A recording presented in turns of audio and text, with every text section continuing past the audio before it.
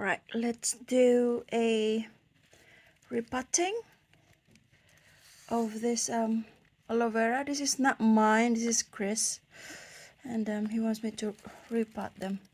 To be honest, I lost all my aloe vera because I put them outside. I'm silly. Here, it's repot. Good, huh? Wow.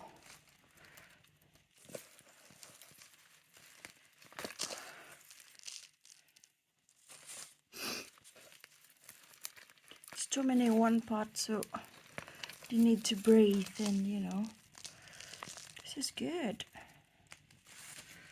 Yeah.